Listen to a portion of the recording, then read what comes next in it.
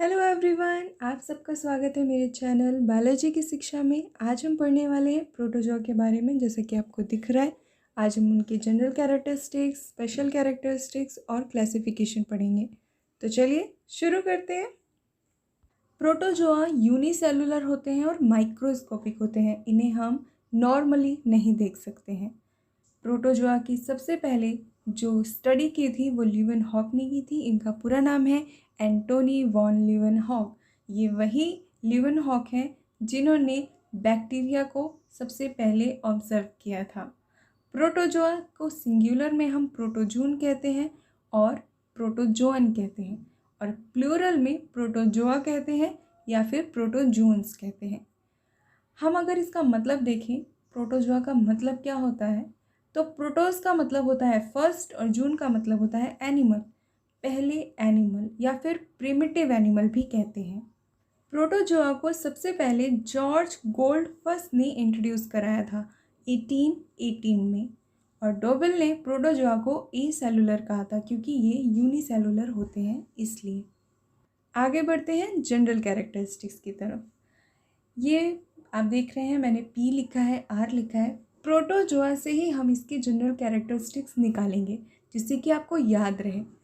P से होता है प्रोटोप्लाज्मिक बॉडी लेवल ऑर्गेनाइजेशन होता है इनमें। इसका मतलब होता है कि कोई एक सिंगल सेल ही वाइटल फंक्शन को करती है, सारे वाइटल फंक्शन को। ये यूनिसेलुलर में ही होता है क्योंकि उसमें सिर्फ एक सेल होती है। इसे प्रोटोप्लाज्मिक बॉडी लेवल ऑर्गेनाइजेशन कहते हैं।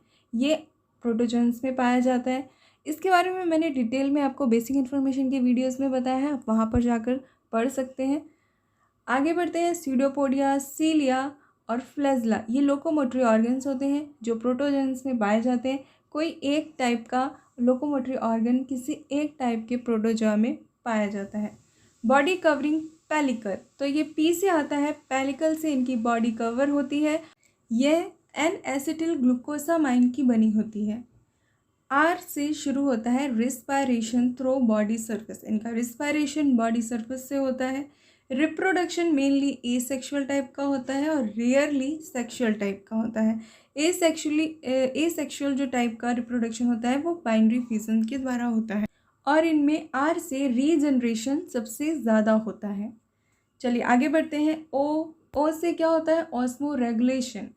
ऑस्मो रेगुलेशन का मतलब होता है सेल वाटर को बाहर निकालना, और इसके लिए होते हैं contractile vacuole. Contractile vacuole is known as analogous of kidney, cell water को बाहर फेंकता है इसलिए। टी से होता है ट्रांसवर्स फिजन। इसमें ट्रांसवर्स फिजन किस में होता है, पैरामीशियम में होता है।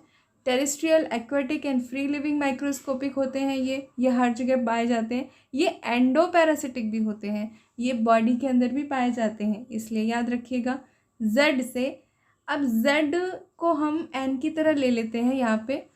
न्यूट्रिशन, ये न्यूट्रिशन इनमें कैसा होता है, होलोजोइक टाइप का होता है।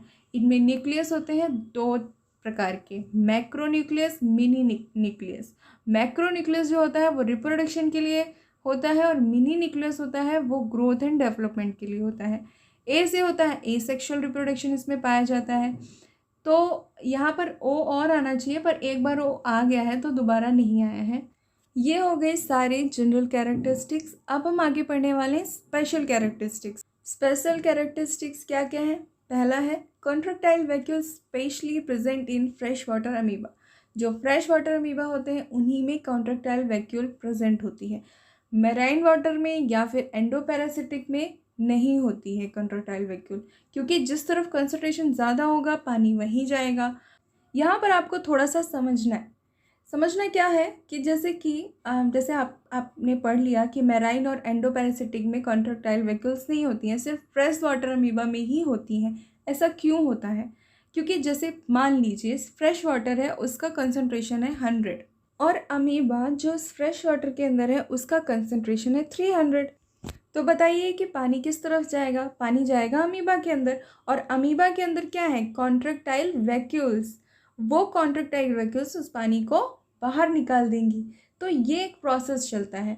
लेकिन जब वही अमीबा जिसका कंसंट्रेशन ज़्यादा है वो मैराइन में होगा या एंडोपैरासिटिक उसमें होगा, किसी एनिमल के अंदर होगा तो वहाँ पर कंसंट्रेशन क्या है, सेम है, तो वहाँ पर ज़रूरत ही नहीं है कॉन्ट्रैक्टाइल वैक्यूल की। इसलिए सिर्फ फ्रेश वाटर अमीबा में ही कॉन्ट्रैक्टाइल वैक्यूल पाई जाती हैं और मैराइन और एंडोपैरासिटिक में नहीं पाई जाती हैं। ये इनका स्पेशल कैरेक्टरिस्टिक्स है। कई बार ऐसे क्वेश्चन भी पूछा जा सकता है और पूछा गया भी है, what happens if amoeba transferred from fresh to marine water या मैराइन टू फ्रेश वाटर, तो क्या सीवी कॉन्ट्रैक्टाइल वैक्यूल प्रेजेंट होगी या नहीं होगी। तो जब हम फ्रेश से मराइन वाटर में डालते हैं तो फिर क्या मतलब है, इसका मतलब ये है कि कॉन्ट्रैक्टाइल वैक्यूल ख़त्म, क्योंकि फ्रेश से मराइन वाटर में अगर हमने अमीबा को डाल दिया, अब अमीबा है और मराइन वाटर है, और अमीबा और मराइन वाटर दोनों का कंसंट्रेशन क्या है, सेम लेवल का है, तो पानी कहीं जा नहीं रहा है, तो उसके लिए कॉन्ट्रैक्टाइल वैक्यूल ज़रूरत नहीं है, तो डिसअपियर हो गई। और जब हम मैराइन से फ्रेश वाटर में डालते हैं तो फ्रेश वाटर है और अमीबा है और वहाँ पर कॉन्ट्रैक्टाइल वैक्यूल अपीयर हो गई। और एक और पॉइंट है, fresh to distal water, distilled water में जब हम डालते हैं तो वहाँ पर कॉन्ट्रैक्टाइल वैक्यूल फास्टर काम करती है, ज़्यादा तेज़ी से काम करती है। क्यों? क्योंकि फ्रेश वाटर से भी वहाँ पर कंसंट्रेशन कम हो जाता है, तो वहाँ पर कॉन्ट्रैक्टाइल वैक्यूल ज़्यादा काम करती है, ज़्यादा पानी अंदर जाता है और उससे ज़्यादा पानी बाहर निकालना पड़ता है। आगे बढ़ते हैं, हमारा अगला पॉइंट है इमॉर्टेलिटी। इमॉर्टेलिटी का मतलब होता है अमरत्व। अमरत्व, अमीबा अमर क्यों है, इसके बारे में बात करते हैं। नॉर्मली साइटोप्लाज्म दो प्लाज्म में डिवाइड होता है, जैसे कि जर्म प्लाज्म एंड सोमेटोप्लाज्म, लेकिन प्रोटोजोन्स में ऐसा नहीं होता है। इनमें साइटोप्लाज्म, जर्म प्लाज्म और सोमेटोप्लाज्म में डिफ्रेंशिएट नहीं होता है। अब ये अगर डिफ्रेंशिएट नहीं होता है तो ये इमॉर्टल हो गए, ऐसा क्यों? सुनिए, जैसे कि जर्म प्लाज्म जो होता है वो जर्म सेल्स में होता है और सोमेटोप्लाज्म सोमैटिक सेल्स में होता है। सोमैटिक सेल्स में जो प्लाज्म होता है वो सोमेटोप्लाज्म आगे की पीढ़ी में नहीं जाता है, लेकिन जो जर्म प्लाज्म होता है वो आगे की पीढ़ी में चला जाता है। ध्यान से समझिए, बहुत इंपॉर्टेंट पॉइंट है। जब किसी की डेथ हो जाती है तो हम कहते हैं कि सोमैटिक डेथ है। क्यों सोमैटिक डेथ क्यों है? क्योंकि सोमैटिक सेल्स डेड हो गई हैं, इसलिए सोमैटिक डेथ कही जा रही है, क्योंकि इनका जो जर्म प्लाज्म है वो आगे की पीढ़ी में ट्रांसफ़र हो चुका है। यहाँ पर प्रोटोजोन्स में ऐसा कुछ नहीं है, क्योंकि यहाँ जो साइटोप्लाज्म है वही जर्म प्लाज्म है और वही सोमेटोप्लाज्म है, कोई डिफ्रेंशिएशन है ही नहीं। जब इन्हें रिप्रोडक्शन करना होता है तो वही जर्म प्लाज्म बन जाता है, जब इन्हें ग्रोथ करनी होती है, डेवलपमेंट करना होता है, तो वही सोमेटोप्लाज्म बन जाता है। ये जब इनका जो रिप्रोडक्शन होता है, जब ये दो डॉटर सेल्स बनती हैं वो एग्जैक्टली सेम होती हैं। इनमें जो साइटोप्लाज्म डिफ्रेंशिएट होता है, जो दोनों में जाता है वो सेम ही होता है। वहाँ पर ऐसा नहीं है कि उनका जर्म प्लाज्म चला गया या सोमेटोप्लाज्म चला गया, नहीं, उनका वो सेम ही जो है वो सेम ही डिफ्रेंशिएट होता है। इसलिए वहाँ पर कुछ डिवाइड ही नहीं हो रहा है, कोई साइटोप्लाज्म में कोई चेंजमेंट ही नहीं हो रहा है, वो एग्जैक्टली सेम है। इसलिए वहाँ पर हम बोलते हैं कि जो अमीबाज होते हैं, जो प्रोटोजोन्स होते हैं, वो इमॉर्टल होते हैं, क्योंकि कोई भी डिफ्रेंशिएशन है ही नहीं।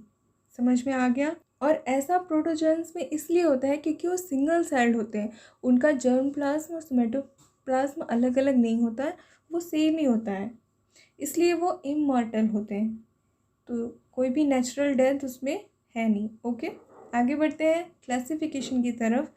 क्लासिफिकेशन फाइलम प्रोटोजोआ है, इसको 4 सब फाइलम्स में डिवाइड किया गया है, सार्गो, मैस्टिगोफोरा, स्पोरोजोआ, नीडोस्पोरा एंड सीलियोस्पोरा।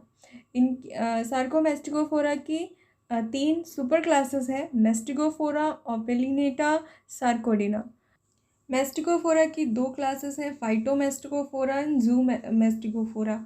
और सार्कोडिना की 3 क्लासेस होती हैं, राइजोपोडा, फाइरोफेस्मिडा एंड एक्टिनोपोडा।